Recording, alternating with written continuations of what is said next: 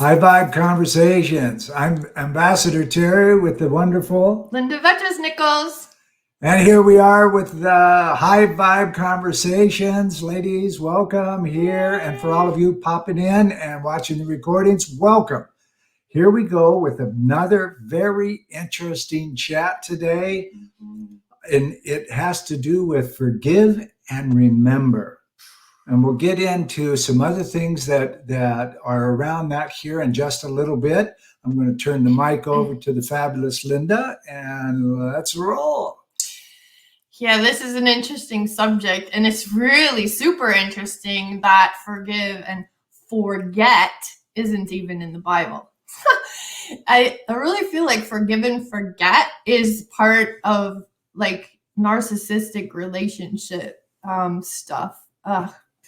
And even like religion in general, and definitely like religious cult. So Jenny, you're kind of our expert there. What comes up for you in that area when you think about forgive and remember instead of forgive and forget? Yeah. Right. I am going to keep this very close to home. So I myself have left a abusive marriage. And I know firsthand that when you leave that and you start opening up about your own suffering, you start calling things by their real name, which is really a road to clarity. And clarity leads to action. So that's really the road to reclaiming your power and reclaiming your life, that you start living and accepting reality so that you can build from there. And I know that when we are real and authentic and we start opening up, that is going to have effect on people. And for some people, that is going to stir up emotions of their own. And it sometimes causes people to actually further the abuse and say, please be quiet. Yeah. The more you stay quiet about this, the better you're going to heal. It's not an advice I would recommend to give to someone who is healing from abuse and narcissism. So, or a narcissistic relationship. Right. So we get to be very conscious in how we react to other people. And really distinguish between, what they're sharing, what is that bringing up for me, and am I encouraging them to keep sharing, to keep healing?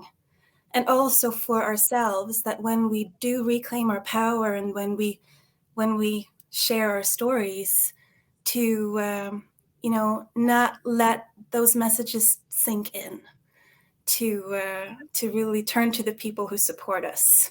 That's what's coming up for me. Thank you. There's so much bravery behind the share.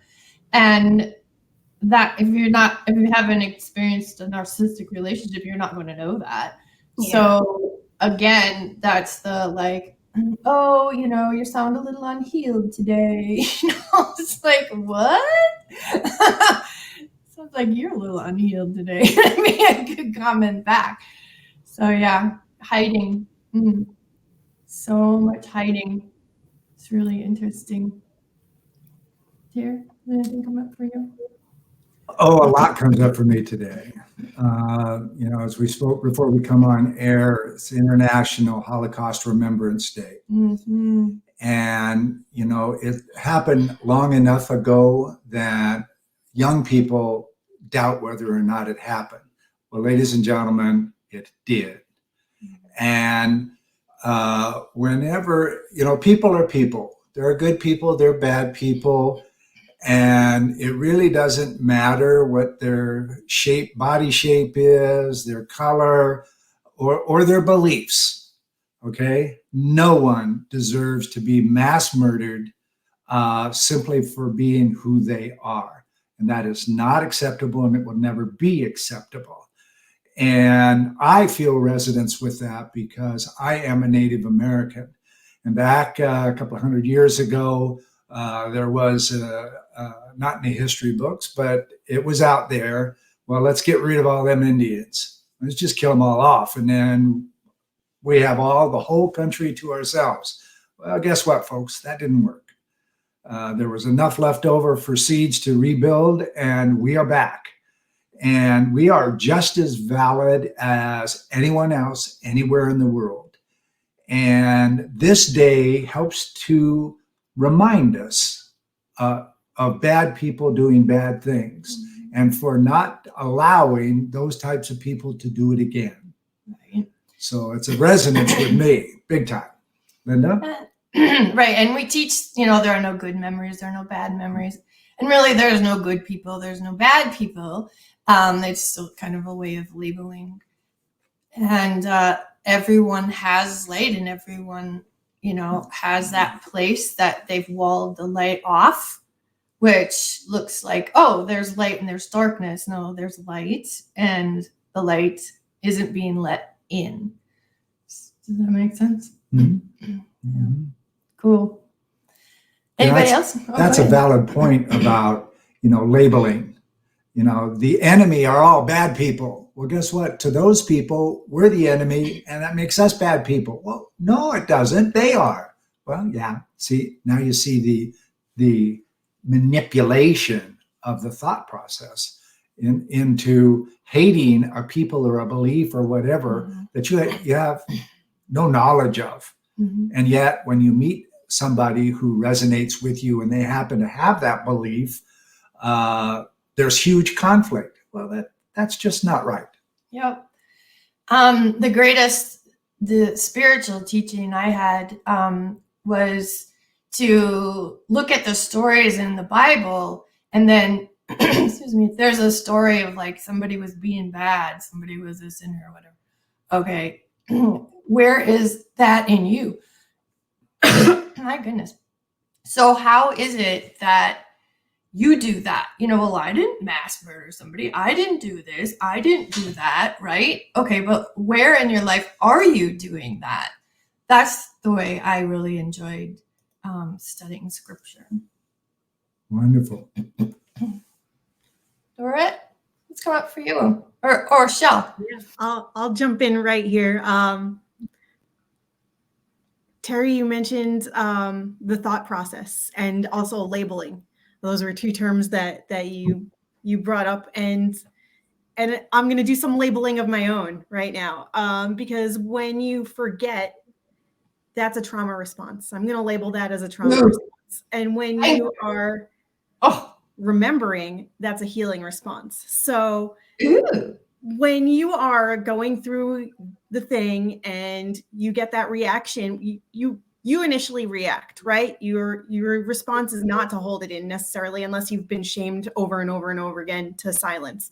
But when you're going through something, the reaction and the response from other people oftentimes is just forgive and forget, just move on. It'll get better.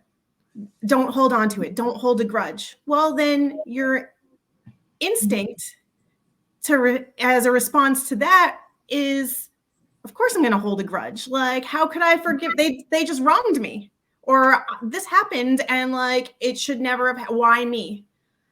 And all of that is a trauma response. All of that is your negative self-talk that you're then projecting back onto the world. And that's all trauma. It's only when you can then go back in and let it all out and remember it and say it out loud and speak it into existence, as Jenny said, like, say it. That's part of the healing. That's when like the real growth can happen. So I wanted to do some labeling of my own with the trauma and the healing, but also like it there, I can say for my own experience, I shamed myself into silence a lot of times. And I held it in, and then I was resentful that I stayed quiet because I didn't feel heard. But that was my choice to do that. That regardless of anybody else telling me to do so, that was still my choice. I chose that. And I could have still spoke up. And so now when I do speak out about things, yeah, there's still some like residual trauma happening in my mind of like, all right, what's everybody's response going to be to this? How are they going to react to my healing? And I don't care. I don't give a shit, because it's my process to go through. They can go through their own process. Right. So also making that distinction that your trauma and your healing are yours alone to navigate. Other people are going to navigate their own. And Linda, you and I talked about that last week on a call, right? Right. I was still very, very triggered by somebody else's potential reaction to what I had to say. And that was not my problem. So I encourage people to recognize the difference between where you're at with the trauma and where you're at with the healing. And if you're still in the trauma, which most of us still have a lot of stuff that we're working through constantly, then it's okay to be in the trauma. That's where you're at. And if you're in the healing part of all the different things, or one thing in particular, that's where you're at with that. It doesn't have to be one or the other, but recognize where you are with those things. Well said, Chelle, and it really dovetails with what Jenny was talking about, how the other person is having their own issues. And when you're sort of like feeling like you have been victimized, and now you're kind of feeling like the victim, it's really hard to pause and take a breath and actually see what's going on with the other person. And I would say that, like, well, everybody here really is to that point in their healing where they're able to see what's really going on for the other people, and how it really isn't you. It's so much more them. And that magnifying glass is like, you're seeing it more and more and more, to the point where it's like, I don't need to be connected with that person on social media. Whatever. So instead of being triggered and living from a place of protection, and Jenny talks about, being on the beach and your arms are out, and then how we, just start to really close down our lives. So from here, when you start going like this, you really do start to see that, hey, this isn't my issue. This is their issue. Yep, that's a good one. And then, Chelle, you mentioned like that people are saying, don't do this and don't do that. And the brain doesn't hear the word don't. So they're telling you to do what they don't want you to do, which is super crazy making. It's not helpful to tell someone, don't do this and don't do that. Yeah, that always is one of my pet peeves, as you guys know. How about you, Dorrit? What's coming up for you? Well, I see it from the point that we learn through stories. And it has been like that since the dawn of time. People were coming back from the hunt or things like that and telling stories. And that's how we learned. So if something wrong happened, then if they would just forget it, then no one would learn from it. I grew up with my parents were very much alive during World War II, and my grandparents had to raise kids through that. And I was told a lot of stories about Holocaust and all that implied. And those stories, they shaped me. And I told them to my kids because it's part of our history, of course. It's not in the books, it's lived.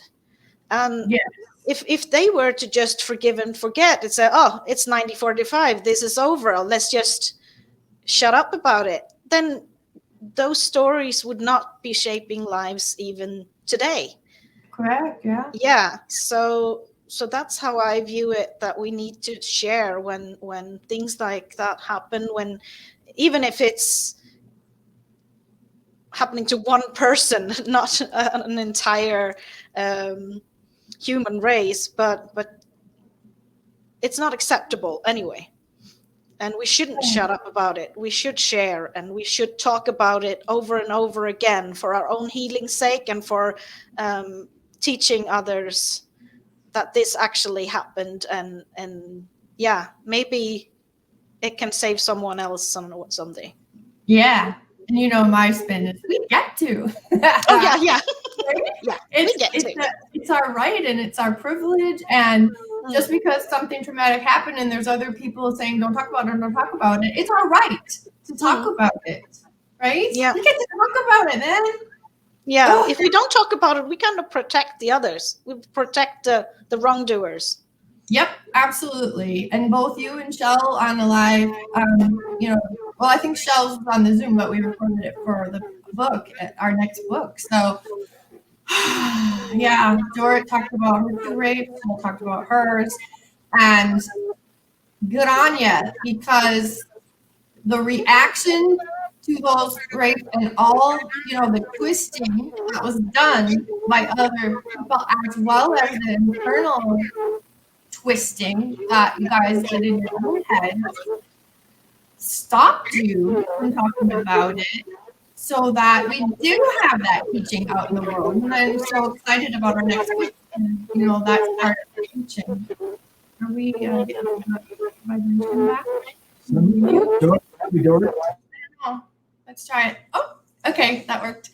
Yeah, so that's huge. And that's what I really wanted to do, the forgive and remember. And I think it was Jenny and I were talking, and maybe that was kind of what popped out, the forgive and remember idea. And then we started like really delving into, you know, even just in religion, how do we say that? Religious communities, or even all the way to cults and stuff like that. So, Jenny, is there anything else you wanted to share? Maybe on the cult? Yeah. I keep, you know, in conversations with my clients, I keep saying that healthy boundaries is a gift not only to you, but to the other person. Ooh, because so it helps also, you know, it's not speaking from a place of bitterness, it's speaking from a place of truth. Mm-hmm. This is what happened, and this is how it happened to me. And when we call things by their true name, it doesn't just ground me in reality so that I get to wake up and make clear-minded decisions. It actually also grounds the people around me. And it grounds the other person who put me through this. Right. Normal reactions to stuff, because they certainly didn't get that at the point. Yeah, right. At the time. So it's a gift. And when you free yourself, you don't just free yourself, you free everyone around you. Because I give myself permission, and I don't even have to say that I do. I don't have to put it into words. Just the fact that I wake up and I give myself permission to be me and to share my stories is showing the people around me that they are allowed too. And they get to reclaim and expand their lives too. Stories are made from words, and words are very powerful, as we all know. And I love Stina Marie's teachings with her kids. And, you know, there was Rape and Reconciliation. It's a YouTube video. It's really good. And the consideration there of instead of like rape is something that bad people do, it kind of brainwashes that, like, well, I didn't do that, you know, and we let ourselves get away with things we normally wouldn't. So you kind of see that in that video. It's really powerful. So rape is something that's done without consent. You can be in a marriage bed and there can still be a rape. You can be in bed naked with a guy and you know, you can be raped. It wasn't because you were in bed naked with a guy. It means you didn't give consent. And so the words and the way we raise our kids, like Terry's kind of like good people, bad people, we get to watch that. where is it in your life that you raped somebody? Where is it in your life that you murdered somebody, like broke their heart or whatever, like owning up to the fact that you're everything and you're no better than anybody else. I'm not. So our egos want us to think we are, because our egos are constantly trying to protect us. So when we have that concept of non-duality, that everything just is, it's not this or this, that's when we really get into mental health issues, is when we're living in non-duality. It's like, well, I mean, in duality, it's like, well, I have these two choices. Like, no, you have a choice to make, but it's not like two choices. Just decide. Everything just is. We put all this drama, we put all these stories. I got these two choices. I can't make up my mind. Have an open relationship with yourself is another YouTube video that's excellent. It's by Kyle Cease. It's a riot too. It's really deep drill down psychology from that one. It's awesome. What else is coming up for you, Dorrit? No, I was just listening to you guys, and yeah, it's all pieces of a puzzle. We all have our own experience to talk from, and the most important thing, I think, for me is to not forget, to always remember, and to carry it onwards as a learning and as a mean of growth. That's what came up for me. I love it. I'm getting the chokies. Talk about a puzzle. Right? Let's remember that. Let's remember, not forget, that forgetting isn't natural. Like, forgetting doesn't just like happen for no reason. That's like your body protecting you. That's you repressing whatever is happening, and your body is protecting you. But your body doesn't forget. Your body remembers. And you could have blocked something out completely, and your body still knows. Your body still remembers it very clearly, and you can have reactions to things without even realizing why you're having reactions to them, and have no recollection that it ever happened until you've gone back and unpacked it. But the body knows. So there's no validation behind telling people to forget something, because if you're meant to forget it, the body's going to do it. The body is going to allow you to forget for your protection, but it's not a natural, like, I don't think it's a natural thing otherwise to like knowingly just forget something. But that's the puzzle of being a human. Wow. Excellent. That was excellent.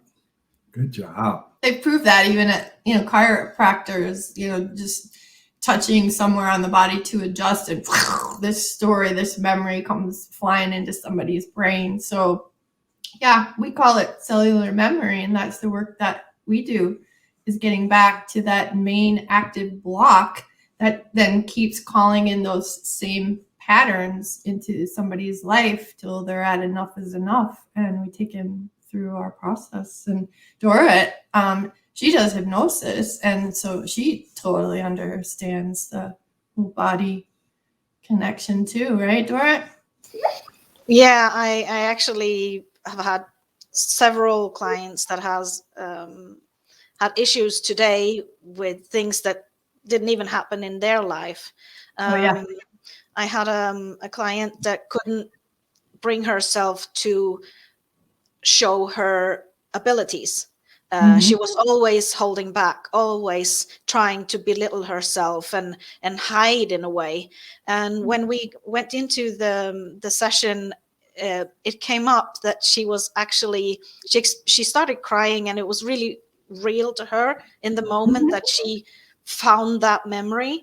But she had actually been burnt as a witch in a prior life. So by having an ability and being found or seen, that ended badly for her. So even today, she tried to kind of play small and hide and not show anyone what she really could do. But when she realized, when she saw that this was just a memory from a past life, it didn't have anything to do with her upbringing or her own values, she kind of, you know, she could release that and accept that I have this, I want to use it for good. And she took a giant leap and blossomed. Nice. Yeah. So I know how that can manifest in people. Absolutely. Thank you, Chelle, and thank you, Linda.